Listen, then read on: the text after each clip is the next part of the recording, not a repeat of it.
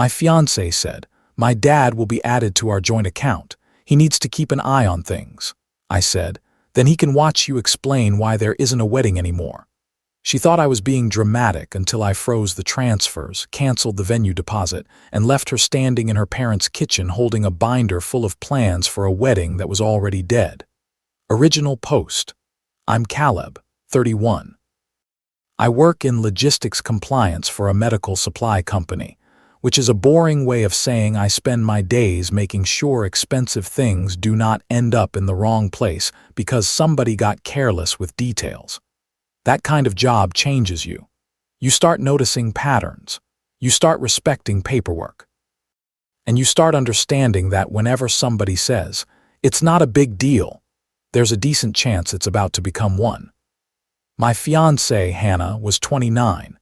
She worked in event marketing, which meant she knew how to make everything look polished, urgent, and emotionally convincing. She was good at presentations, good at timing, good at making bad ideas sound like teamwork. We had been together a little over 3 years, engaged for 8 months. The wedding was supposed to happen that fall. We already had the venue booked. Photographer, caterer, DJ, flowers, save the dates out. Her Pinterest board had its own ecosystem. My contribution was mostly paying for things and pretending I had strong opinions about napkin textures. I didn't mind paying more. What I minded was being treated like the funding source instead of the groom. That part took me a while to admit. For context, we had a wedding account. It was a separate savings account at my bank that I opened after the engagement. Both our names were on it. I put in most of the money because I made more, about 75% overall, but again, I didn't keep score. She handled a lot of the vendor communication, and I handled the actual transfers, invoices, and timing. The balance was just over $38,000. A lot, yes, but weddings have a magical way of turning money into floral arrangements and chicken choices. The first sign something was off was Hannah's dad, Richard.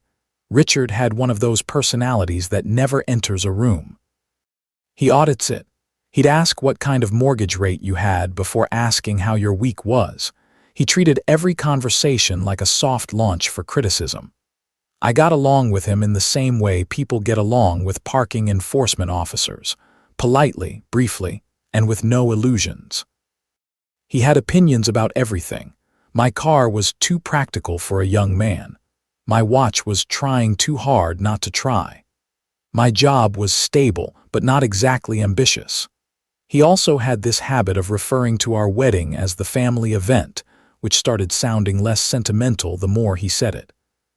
About 6 weeks before everything blew up, Hannah started saying things like, "Dad just wants to help," and "You know how he is," which are both phrases people use when they want you to normalize behavior that would be unacceptable from anyone else. Then came the budget binder. Yes, binder, color tabs, plastic sleeves, printed vendor quotes, revised guest list drafts, seating chart experiments, ribbon samples clipped into little labeled envelopes. I came home one Tuesday and found it open on the kitchen island with Richard sitting there reading our caterer contract like he was reviewing a merger. I stopped in the doorway and said, "Why is your dad looking at our account paperwork?" Hannah looked up from her laptop like I was interrupting something obvious. "Because he's helping us tighten things up," I said. "Why does anything need tightening up?" Richard smiled, that smile men like him have when they think they're teaching you something. "Because weddings get out of hand when nobody responsible is supervising." Nobody responsible. Interesting choice of words considering I was the one funding most of it. I said, "We're doing fine." He tapped the binder and said, "You're doing emotional spending." That was the moment I knew we had crossed from annoying into dangerous. Still, I kept it calm. I asked Hannah later privately why her father had access to our contracts and balances. She said, "Because he's better with money than you are when you're trying to prove a point." That was strike one. Strike two came 4 days later when she texted me during work. "Dad thinks we should move the floral budget to Dacre and shrink the bar package. He says premium open bar makes guests sloppy. He says, not we think, Not let's discuss, he says. I replied, then your dad can pay for the wedding he wants.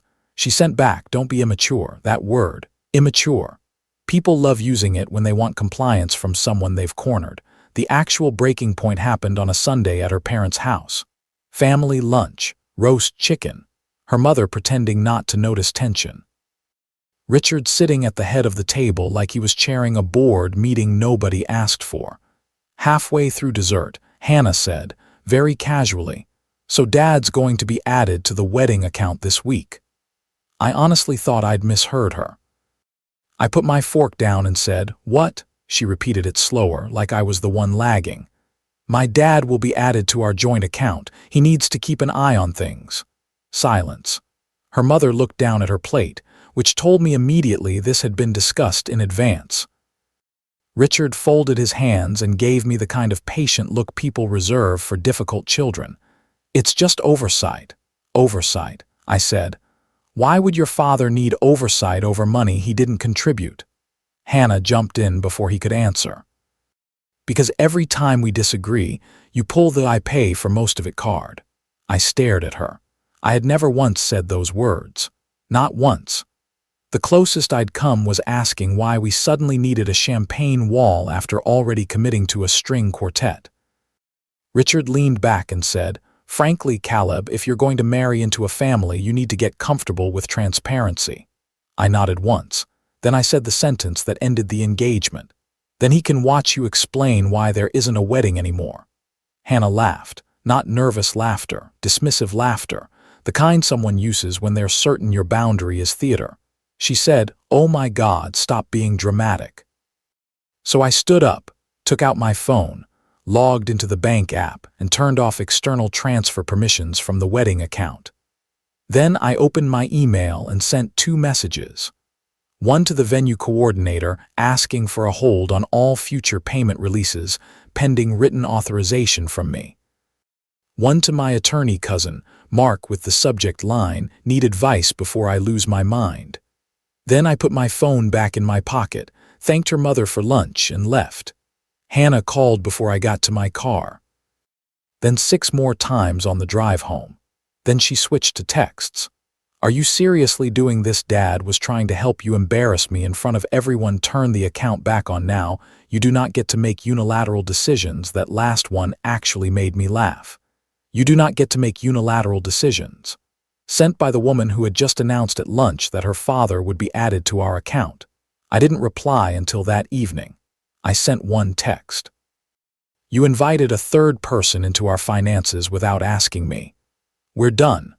Then I muted my phone and called Mark. He told me 3 things. 1, since the account was jointly titled, I needed to move carefully and document everything. 2, I absolutely should not make any emotional cash decisions without advice. 3, engagement rings, vendor contracts, and shared wedding funds turn people into amateur lawyers very fast. By Monday morning, I had a checklist. Freeze outgoing non-essential payments. Notify every vendor that no changes were authorized without dual written approval. Download all account statements. Save every text. Inventory every item I'd paid for directly. Change the password on the wedding planning email I had created and funded. Again, not revenge. Procedure. That afternoon, Hannah came to my apartment. Important detail, the lease was mine. She stayed over most nights but had never officially moved in because her commute from my place was longer. Funny how that worked out. She pounded on the door like she was serving a warrant. When I opened it, she pushed past me and said, "You need to fix this." No hello, no apology, just command language. I said, "You need to explain why your father thinks he gets control over our money." "He doesn't want control. What would you call being added to the account? Protection." "For who?" She actually said it. "For me." That was the sentence that made everything clear. Not us, not budgeting, not transparency. Protection from me. I asked, "What exactly have I done that requires protection?" She crossed her arms. Sometimes you get this calm tone like you've already decided you're right. That's not an answer. That's what people say when the facts aren't on their side, so they switch to your vibe. I told her the engagement was over, the vendors were being notified, and I'd arrange a time for her to pick up anything she had left at my apartment. She went from angry to tearful in about 8 seconds. "You're throwing away 3 years because my dad cares," I said. "No, I'm ending it because you and your dad both think marriage means supervising me." She called me controlling. I held the door open. She left. Update 1. The venue deposit was partially refundable. We lost $2,400, could have been worse. The photographer kept a $900 retainer, fair enough. The florist refunded most of hers because no custom work had started. The DJ was weirdly understanding, probably because he hears disaster stories for a living. Total financial hit on my side, about $4,700 after cleanup. Painful, but cheaper than a bad marriage. Hannah did what people like Hannah do when the script flips on them. She went public-ish, not direct names, just vague posts. Things like, "Wild how some men use money to punish women. Be careful who calls himself stable." Control can wear a suit and smile calmly. A mutual friend sent me screenshots. I didn't respond online. I sent one email to both families and the bridal party. Not emotional, just factual. Timeline of the account. Screenshot of her text saying her dad would be added.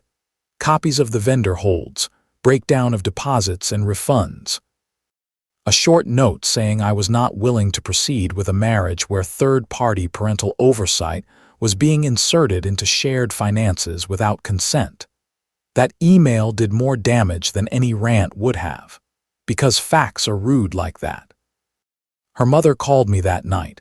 She sounded tired, not angry, tired. She said, "I told Richard this was too far." That interested me. Apparently, he had been complaining for weeks that I was too independent and that once we were married, finances needed family visibility. Family visibility, which is a hilarious phrase for meddling. Her mother also told me Hannah had said I'd eventually cool off and fall in line.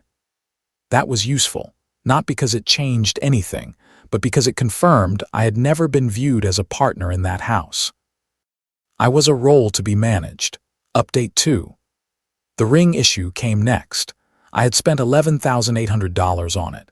Oval diamond, platinum band, custom hidden halo, because apparently I too can be manipulated by lighting and soft music in jewelry stores. State law where I live treats the engagement ring as a conditional gift. No wedding, no completed condition. Mark told me to request it once in writing politely, so I did. Hannah ignored the message. Then her friend Lauren texted me from Hannah's phone saying, "You're not getting the ring back after humiliating her." That was a poor strategic choice, because now I had evidence the request had been received and refused. Mark sent a formal demand letter.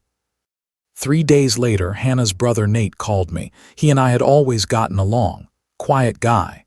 HVAC tech, doesn't waste words, he said. "You were right."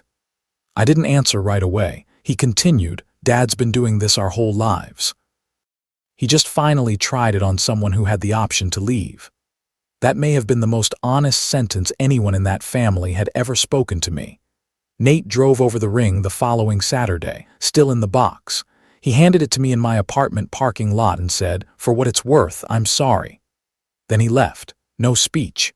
No drama, just done. I respected that.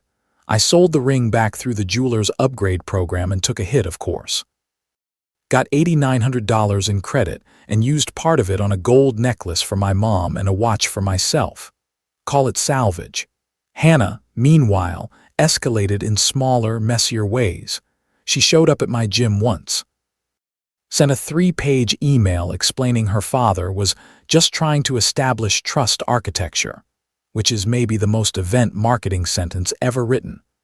Left a tote bag of my hoodies and a framed engagement photo outside my door during a rainstorm. The photo warped, felt symbolic. Final update. This ended about 4 months ago. I haven't spoken to Hannah in 9 weeks. The last thing she sent was, "I hope someday you get over your fear of partnership." That line sat with me for a while, mostly because it was such a perfect summary of how some people redefine obedience as love. I'm not afraid of partnership. Partnership is discussion. Partnership is respect. Partnership is two adults making decisions together without a parent sitting in the middle like an auditor with blood ties. What I'm afraid of is spending years inside a marriage where every disagreement becomes a committee meeting chaired by my father-in-law. A month after the breakup, I started therapy. Not because I was falling apart, because I wanted to make sure I understood why I missed the warning signs for so long. The answer, mostly, was that disrespect arrives gradually when it's dressed as concern. First it's advice, then input, then oversight, then control. Then somehow you're the unreasonable one for noticing the progression. I also took a week off, drove north, rented a cabin near a lake, and spent 3 days doing absolutely nothing productive. No spreadsheets, no budgets, no floral invoices. Just coffee, cold air, and the kind of silence that doesn't ask anything from you. That helped more than I expected. As for Hannah, I heard from a mutual friend that the wedding fallout split her family right down the middle.